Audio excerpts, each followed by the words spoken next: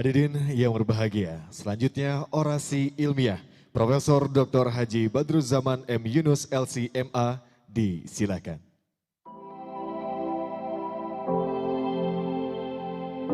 Profesor Dr. Haji Badruzzaman M. Yunus LC.MA merupakan guru besar ilmu tafsir UIN Sunan Gunung Jati Bandung. Pria kelahiran 23 Mei 1955 ini menyelesaikan pendidikan sarjananya di jurusan Tafsir Fakultas Usuluddin Universitas Al-Azhar Kairo Mesir pada tahun 1983. Kemudian mengambil program magister jurusan Tafsir Fakultas Usuluddin di universitas yang sama. Tidak puas sampai di situ, Badruzzaman mengambil program magister Khartoum International Institute for Arabic Language di Khartoum, Sudan pada tahun 1987, hingga akhirnya menyelesaikan studi S3 di UIN Syarif Hidayatullah Jakarta. Mengawali karir sebagai dosen Fakultas Usuluddin UIN Sunan Gunung Jati Bandung sejak tahun 1989. Pria asal Purwakarta ini pernah menjabat sebagai sekretaris jurusan tafsir hadis pada tahun 1992 hingga 1997. Kemudian diangkat sebagai ketua jurusan tafsir hadis selama 2 periode. Pada tahun 2008, Badruzzaman didaulat sebagai Syekh Mahad Al-Jami'ah UIN Sunan Gunung Jati Bandung selama 2 periode berturut-turut.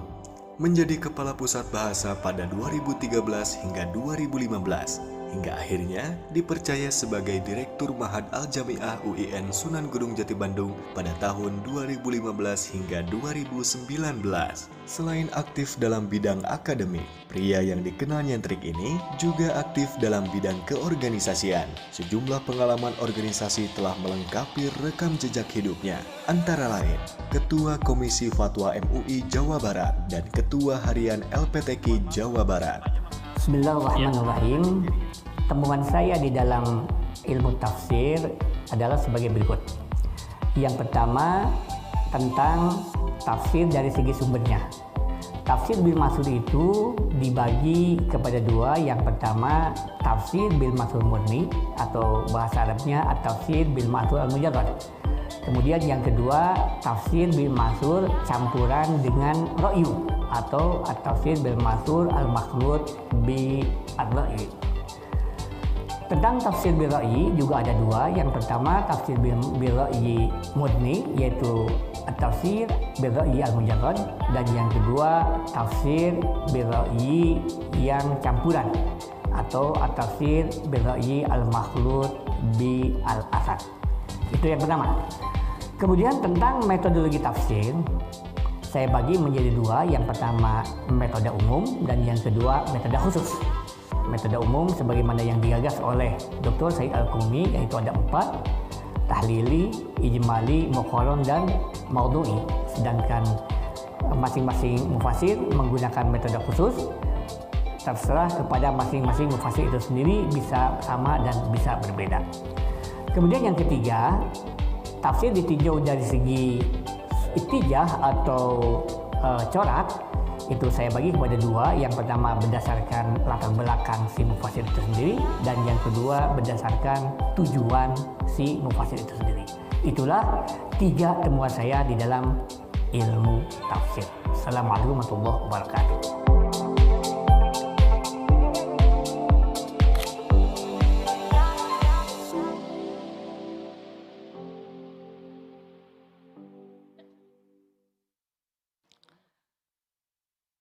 Assalamualaikum warahmatullahi wabarakatuh. Yang saya hormati Bapak Ketua dan Sekretaris serta para anggota Senat UIN Sunan Gunung Jati Bandung. Yang saya hormati Bapak Rektor dan para Wakil Rektor UIN Sunan Gunung Jati Bandung. Yang saya hormati Bapak dan Ibu Dekan dan wakilnya di lingkungan UIN Sunan Gunung Jati Bandung. Yang saya hormati Bapak Direktur Pasca Sarjana dan Wakil Direktur, semua Wakil Direktur, hadirin dan hadirat yang berbahagia. أحمدك ربي وأصلي وأسلم على خير خلقك سيدنا محمد وعلى آله وصحبه ومن تبعهم بإحسان إلى يوم الدين وبعد. Dengan segenap kerendahan hati, izinkan saya menyampaikan pidato pengukuhan guru besar saya dalam bidang ilmu tafsir pada Fakultas Usuluddin Universitas Islam Negeri Sunan Gunung Jati Bandung dengan judul kategorisasi tafsir.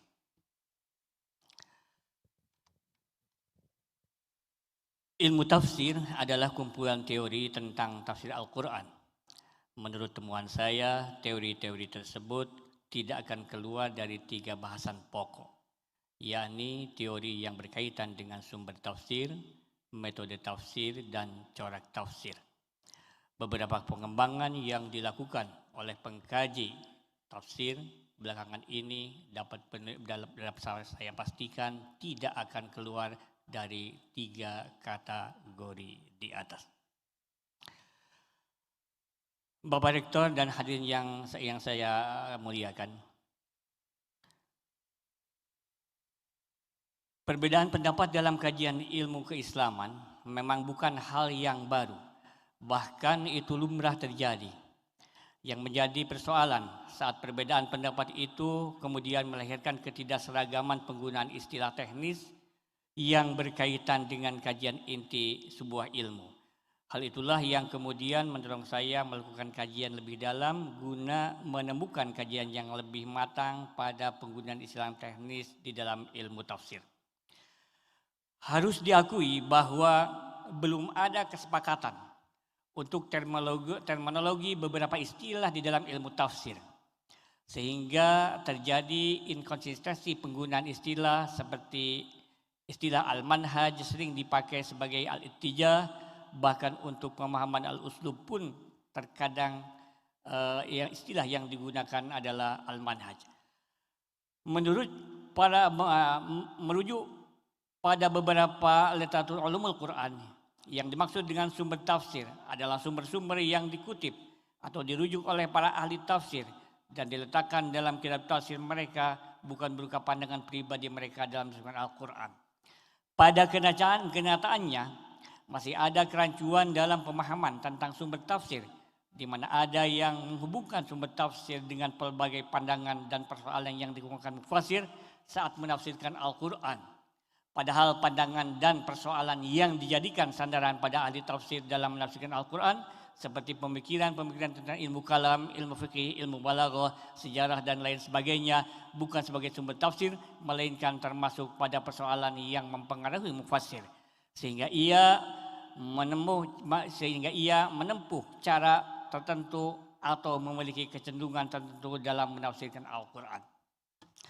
Oleh karena itu, berdasarkan pada pendapat ulama dalam sejumlah literatur ulumul Quran, akhirnya saya menyimpulkan bahwa kajian tentang sumber tafsir dapat dibedakan pada 2 jenis, yaitu yang pertama sumber tafsir primer atau al-masadir al-asliyah berupa Al-Quran, As-Sunnah, pendapat sahabat, pendapat tabi'in, dan kaidah-kaidah kebahasaan.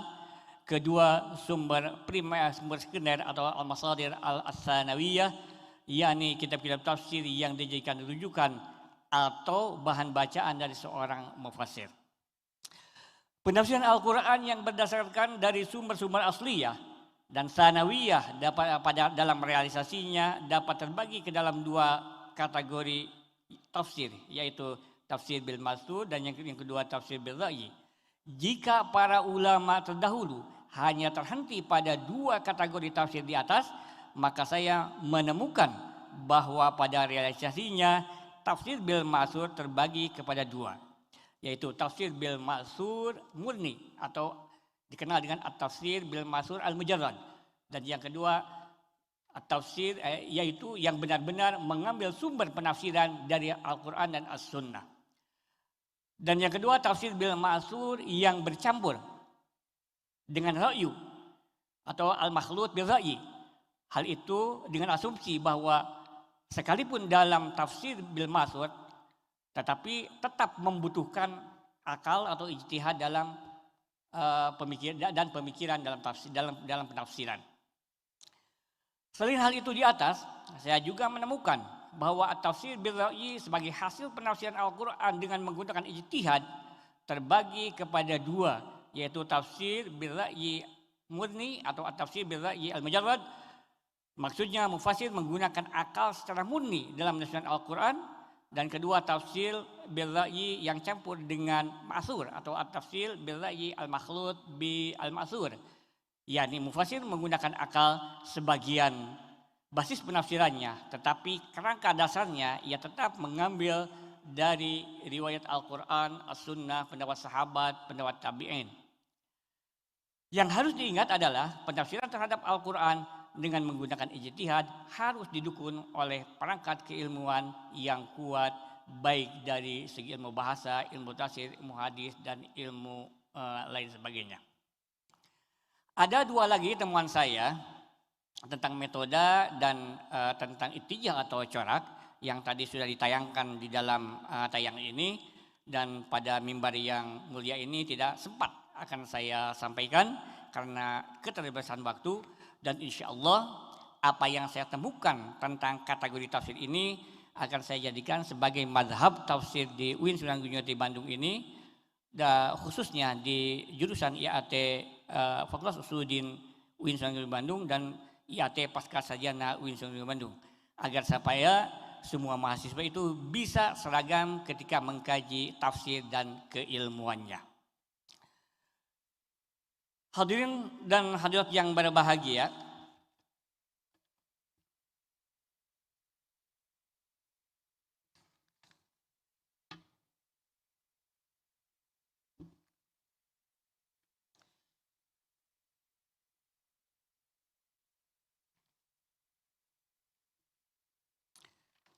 pada kesempatan ini saya menghaturkan ribuan terima kasih kepada yang pertama Ketua Senat Universitas Islam Sunan Gunung Jati Bandung, Bapak Profesor Dr. Kiai Haji Nadat Fathah Nasir MS dan anggota Senat. Yang kedua kepada Bapak Rektor, Bapak Profesor Dr. Kiai Haji Mahmud MSI selaku Rektor UIN Sunan Gunung Jati Bandung. Yang ketiga Profesor Dr. H. Rasulan Anwar MAG selaku Wakil Rektor. Profesor Dr. H. Teddy Priyatna MAG selaku Wakil Rektor 2. Profesor Dr. H. Ahmad Fotoni MAG selaku Wakil Rektor 3. Profesor Dr. Hajjah Ulfiah MSI selaku Wakil Rektor 4. Atas perhatian dan dukungannya, dan saya mengucapkan terima kasih juga saya sampaikan kepada Ananda Dr. Wahyudin dan Malaksana MAG, Dekan Fakultas Usuluddin UIN Sunan Gunung Bandung beserta para wakil dekannya atas dukungan dan bantuan selama ini. Terima kasih yang tidak terhingga kepada Ayahanda Al-Maghfurlah Kiai Haji Muhammad Yunus dan ibunda yang sangat tercinta almarhumah Hajah Siti Atikah. Laulahuma lama hasaltu ala ma hasalt, yang tak sempat menyaksikan pengukuhan guru besar pada saat ini. Sebuah keduanya mendapatkan maghfirah dan tempat yang mulia di sisi Allah Subhanahu wa taala. Tak lupa kepada istri saya yang sangat tercinta, Hajar Alasman,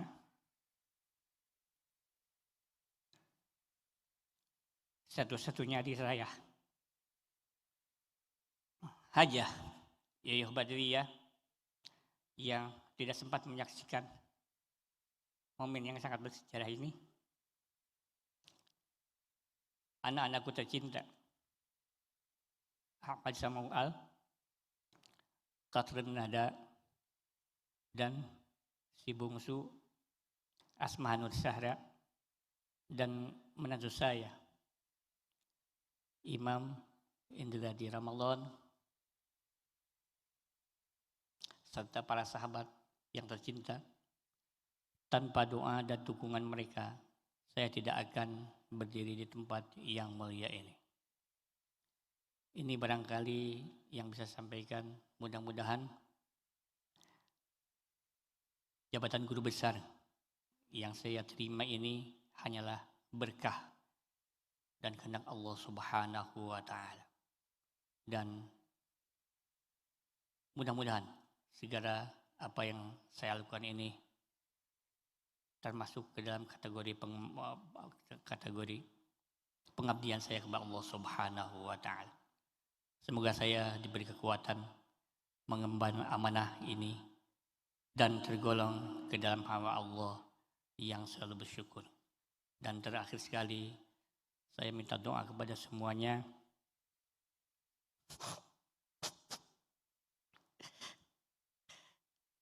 Minta saya doakan panjang umur, diberi kesehatan oleh Allah Subhanahu wa Ta'ala, sehingga saya masih terus bisa bersama bapak-bapak dan ibu-ibu sekali. Akhirul kalam, wallahul muwaffiq ila aqwamit thoriq wal hadi ila sawis sabil. Assalamualaikum warahmatullahi wabarakatuh.